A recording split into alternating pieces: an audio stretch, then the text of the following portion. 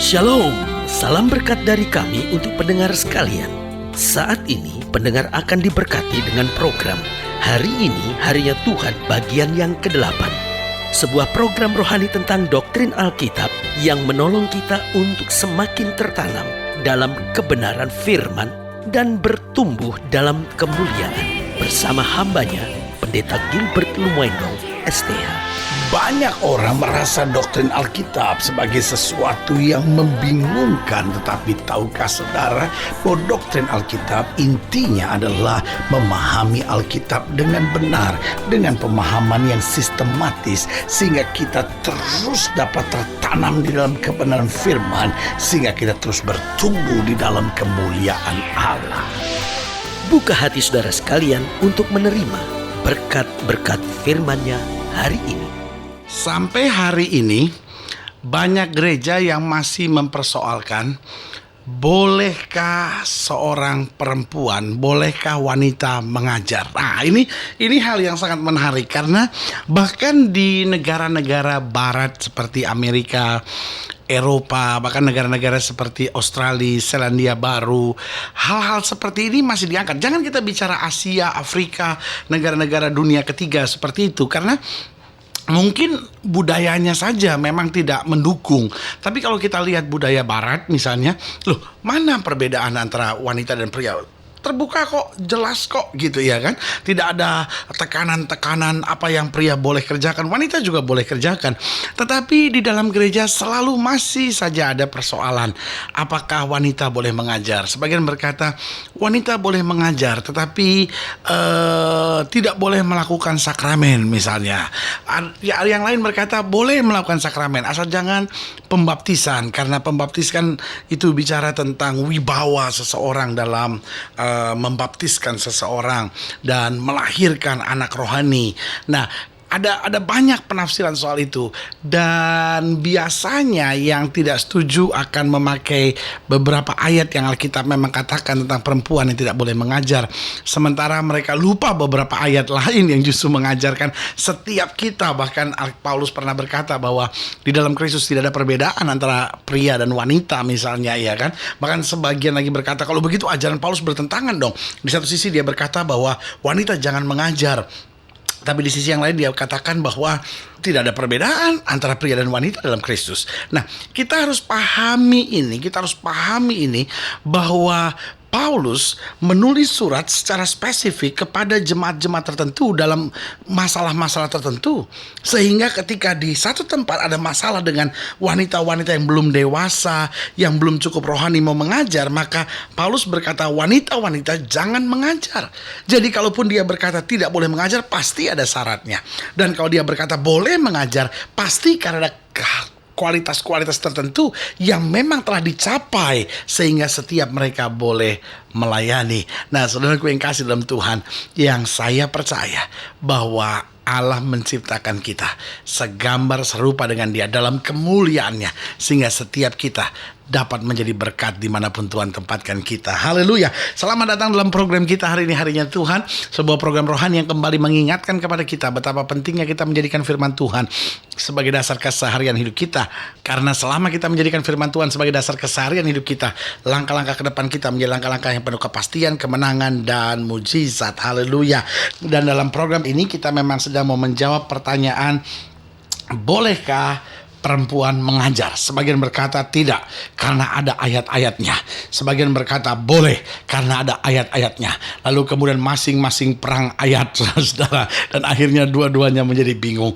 Mari kita mengerti kehendak Allah, sehingga kita bertumbuh bukan karena adat kebiasaan manusia, tetapi karena kehendak Kristus. 1 Timotius pasal 2 ayat yang ke-8 dikatakan demikian firman Tuhan. Oleh karena itu, aku ingin supaya di mana-mana orang laki-laki berdoa dengan menadahkan tangan yang suci, tanpa marah dan tanpa perselisihan.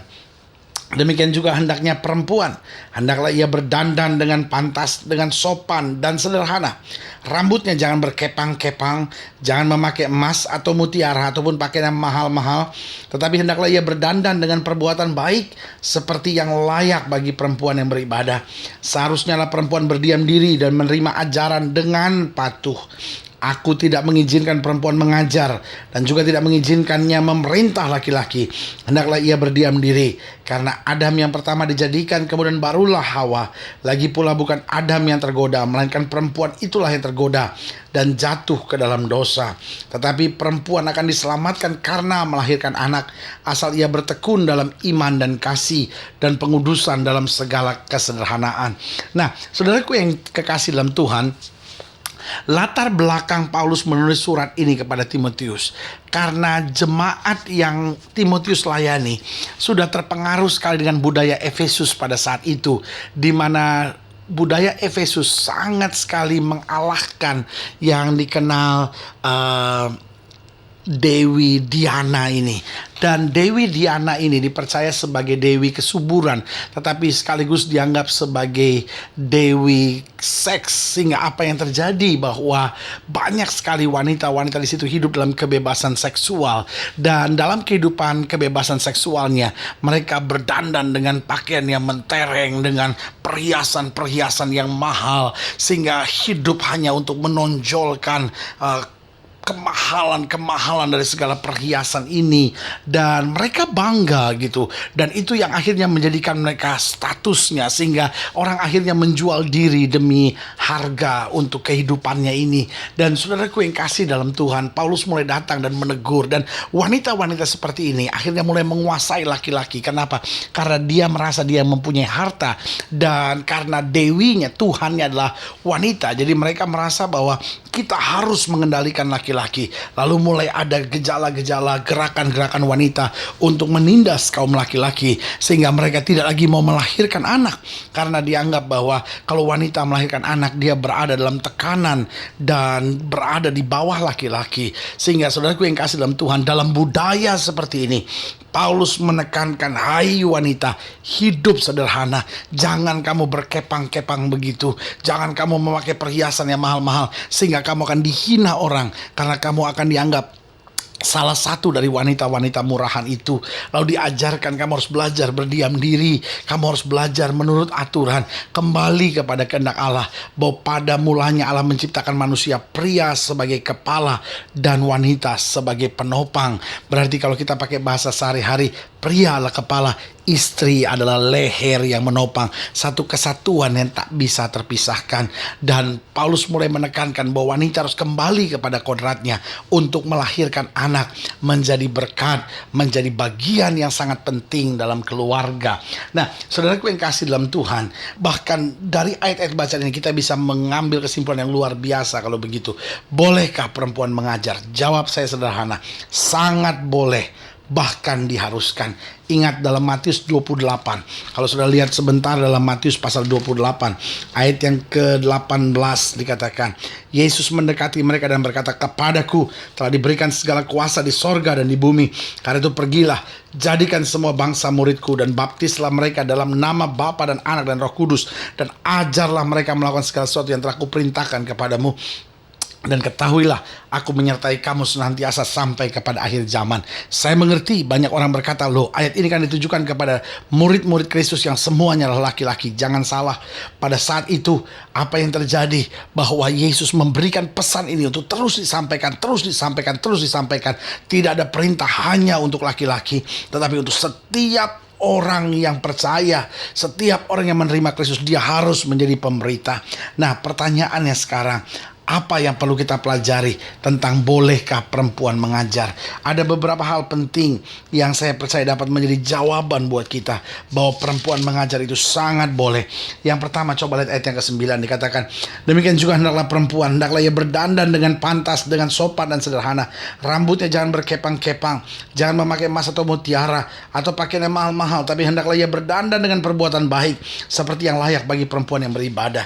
Jadi wanita boleh mengajar, namun beberapa hal yang harus diperhatikan. jangan berdandan secara lahiriah. Jadi dandanannya adalah perbuatan baik. Saudaraku yang kasih dalam Tuhan, kalau wanita hanya ingin mencari penampilan diri, janganlah dia melayani. Karena kalau dia hanya mencari penampilan diri, dia bukanlah pelayan Kristus. Dia hanya seorang yang mau mencari kepentingan diri. Dia hanya seorang yang mau mencari pujian bagi dirinya. Maka dia bukan seorang pelayan Kristus. Dia hanya seorang model yang tidak laku di dunia ini, tetapi hanya mau mencari masa, mau mencari perhatian di lembaga yang bernama pelayanan. Sebagai hamba Allah, saya mau ingatkan, jika seorang perempuan mau mengajar, biarlah dia berdandan bukan secara lahiriah, tapi dia berdandan secara perbuatannya. Itu bukan berarti bahwa dia tidak boleh memakai perhiasan, itu bukan berarti dia tidak boleh memakai baju yang rapi, tetapi bukan untuk, dalam tanda petik, bukan untuk nampang dia ada di sana, tetapi menyadari bahwa saya ada sebagai hamba Kristus untuk menyampaikan kebenaran. Yang kedua, saya pelajari bahwa wanita sangat boleh mengajar. Namun beberapa hal penting harus diperhatikan. Yang kedua, yaitu pada ayat yang ke-12 dikatakan, aku tidak mengizinkan perempuan mengajar dan juga tidak mengizinkannya memerintah laki-laki, hendaklah ia berdiam diri. Jadi yang kedua, dia boleh mengajar tapi tidak memerintah dan menguasai laki-laki. Artinya begini, apa artinya dia mengajar? Bukan pada kodratnya. Bukankah dengan mengajar dia harus kembali memberitahukan bahwa istri harus tunduk pada suami, istri harus menjadi penopang.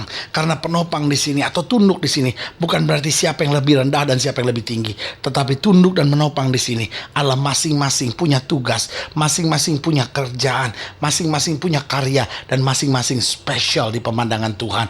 Suami tidak bisa mencampuri urusan istri, istri tidak boleh mencampuri urusan suami. Keduanya adalah satu yang saling melengkapi bagi kemuliaan Kristus.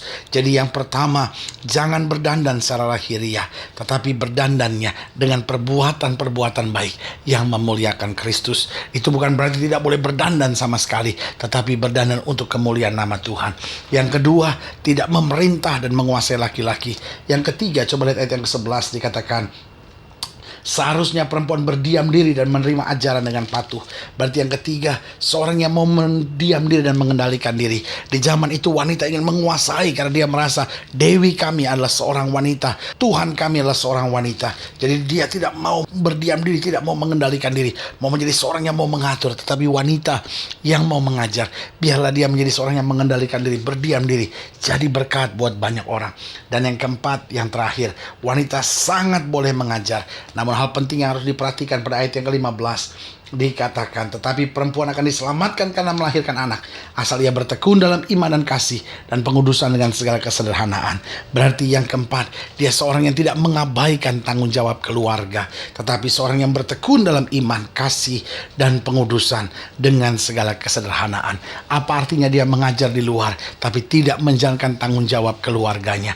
Apa artinya dia mengajar tapi tidak bertekun dalam iman, kasih, dan pengudusan dengan segala kesederhanaan? Saudara ingin dilayani lebih jauh, hubungi kami melalui telepon, hubungi kami melalui surat, kunjungi website kami, karena kami ada untuk membawa Bapak Ibu Saudara senantiasa lebih dekat pada Tuhan dan mengalami kasih kuasa mujizat yang luar biasa. Haleluya. Secara khusus saya juga mau berdoa untuk setiap saudara. Mungkin saudara adalah seorang wanita yang merasa terbeban untuk melayani Tuhan. Mungkin selama ini saudara terhambat dalam melayani Tuhan, atau mungkin saudara bingung dengan segala sesuatunya, atau mungkin saudara adalah seorang yang gak bisa terima kalau wanita berkhotbah dan mengajar. Saudara gue yang kasih dalam Tuhan, secara khusus saya mau berdoa untuk setiap saudara. Atau saudara sedang sakit, berbeban berat, saudara boleh taruh tangan kanan saudara di dada dan kita doa. Bapa, dalam nama Yesus, hamba doa buat yang sakit, hamba doa buat yang berbeban berat, hamba doa buat setiap mereka sedang menghadapi masa-masa yang sukar. Hamba berdoa di dalam nama Yesus, Tuhan jamah, pulihkan hidup kami. Wanita yang rindu dipakai Tuhan untuk melayani, hamba juga doakan dalam nama Yesus, Tuhan jamah. Pria yang selama ini mendiskreditkan wanita dalam pelayanan, hamba doakan dalam nama Yesus, sehingga setiap kami boleh punya pikiran yang terbuka bahwa setiap kami harus mengerjakan tugas kami dalam terang kasih kuasa Kristus dan sesuai dengan firman Tuhan. Di dalam nama Yesus kami berdoa. Haleluya.